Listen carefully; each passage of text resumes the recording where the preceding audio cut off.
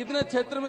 अध्यक्ष महोदय, राष्ट्रपतीच्या आधी अभिभाषणावर बोलण्यासाठी मी या ठिकाणी उभा आहे।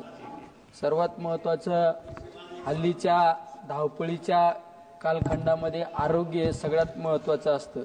आज केंद्र सरकारच्या या वर्षीच्या आरोग्य बजेटमध्ये अनेक घोषणा करण्यात आल्या असल्या तरी प्रत्यक्षात काही गंभीर समस्या दुर्लक्षित करण्यात आल्या आहेत। सरकारने आरोग्य सुविधांसाठी वाढीव निधीची घोषणा केली असली तरी प्रत्यक्ष गुंतवणूक GDPच्या तुलनेत अजूनही अत्यल्प आहे। भारतासारख्या मोठ्या लोकसंख्येच्या देशात सार्वजनिक आरोग्य केंद्र, शहरी भागामध्ये जिल्हा रुग्णालय, सरकारी वैद्यकीय सेवा अद्याप ज्या पद्धतीने अपेक्षित आहे त्या पद्धतीने अपेक्षित नाही।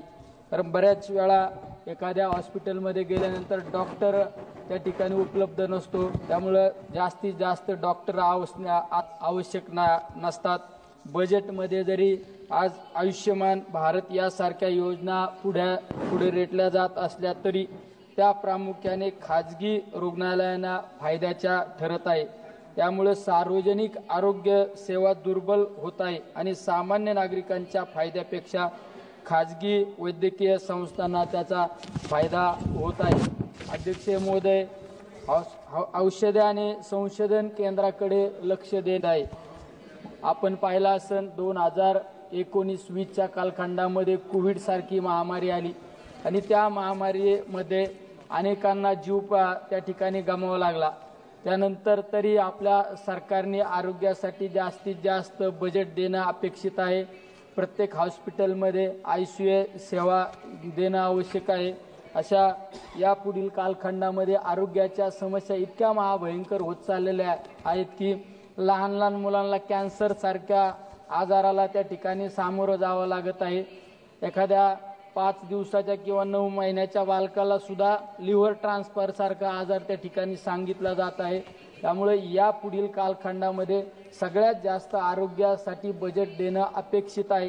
तुम्ही पाहिलं असेल बाहेरच्या देशामध्ये गेल्यानंतर खाजगी हॉस्पिटलपेक्षा शासकीय हॉस्पिटलमध्ये सगळ्या सुखसुविधा उपलब्ध होत आहे, पण आपल्या भारतामध्ये त्या बाबतीत आपण एकदम कमजोर आहे। एखाद्या उपचाराअभावी अनेकांचे जीव त्या ठिकाणी गमावले जात आहे। बऱ्याच योजना आपण पाहिलं जात आहे, महात्मा फुले सारखी योजना, मुख्यमंत्री सहाय्यता निधी असो किंवा पंतप्रधान सहाय्यता निधी असो, त्यामध्ये त्या हॉस्पिटलचा खर्च सुद्धा निघत नाही।